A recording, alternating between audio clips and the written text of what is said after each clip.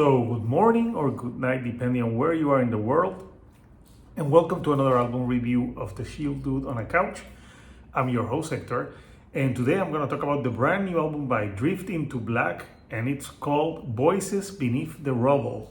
And Drift Into Black, I've covered on the channel before. I've even interviewed the band, and Greg Rossi, the main, frontman, singer, has been on my channel a few times, and this is another concept album. Their last concept album was all about this alien visiting the planet, but this one is more rooted in Earth. So Voices Beneath the Rubble is 10 songs, 57 minutes, and this is more of a concept record of humanity after a great war, and just like everything is destroyed and humanity is just trying to survive. So it's, I think it's something that we can relate to with things that have happened the last few years. So another difference with this record are clean vocals.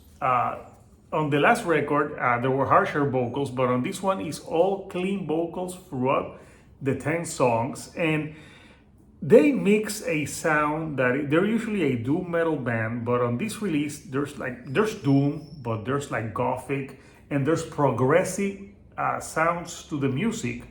The last time I talked about this band, I said that I like it more when they go into the progressive side of things. I think that is when the band shines, and I think on this album the progressive music of this record really makes it stand out. So it's a concept record, and every song tells the story in a linear way, so it's very cohesive. It really tells the story of how the people are trying to survive.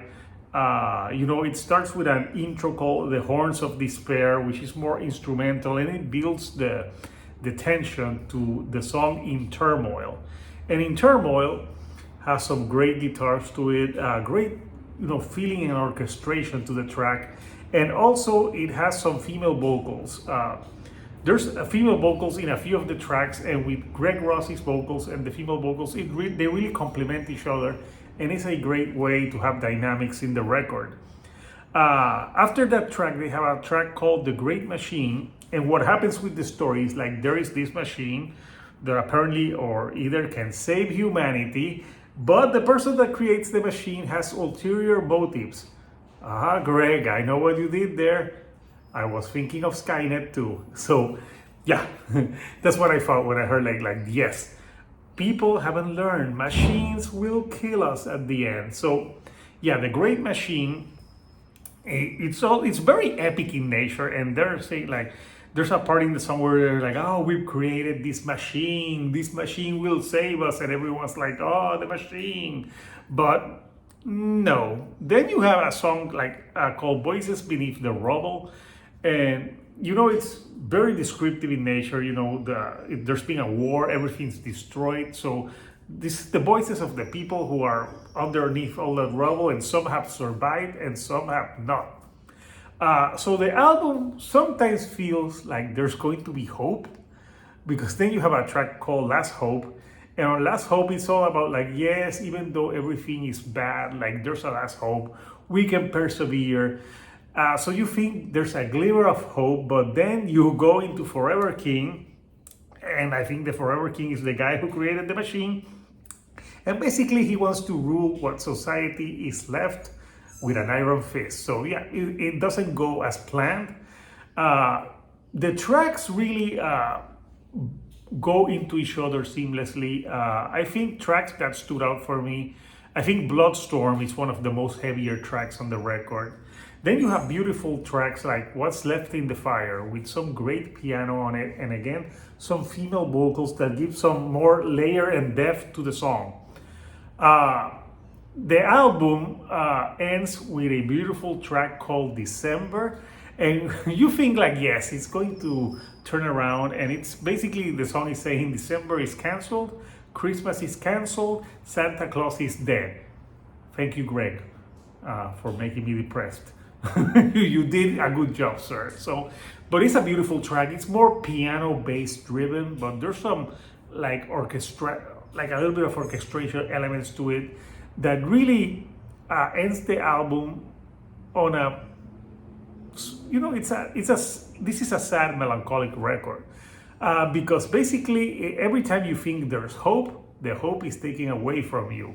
So it's a very interesting concept. This is an album that you have to listen to more than once to get the nuances. And something that I noticed with the vocals for Greg on this, the clean singing, is that it sounded a little bit like he was channeling Tobias Forge from Ghost in some of the tracks, like the way he's singing. So I was thinking, is Greg a nameless ghoul and we don't know about? I wonder. But yeah, I think the record, if you're looking for more like doomier stuff, this is a more introspective, slow-paced record at times. It's a record that you have to take your time with it. But I think the story is told in a way that's very cohesive, and I like that the story basically isn't hopeful, because sometimes you get albums with concept records and they try to fix everything. So it will be interesting to see if Drifting to Black will pick up this story on their next record or see what they can do. And I think that they only did singing and clean vocals really work with the somberness of this record to me. If there would have been like harsher vocals, I don't think this record needed harsher vocals. I think the singing was needed, and that like gothic doom type of feel to it, it really sets the tone of what this record is. So I want to know from you, Couchers, what do you think of Voices Beneath the Rubble by Drift into Black? Comment, what are your favorite tracks from this record? And if you like the videos that I'm putting out, do not forget to give me a like, and do not forget to subscribe. That helps me with the YouTube algorithm to get to more people like yourself. So until next time, people, this is Hector, the Shield Dude on a couch, and I'll see you right here on the couch. Thank you and goodbye.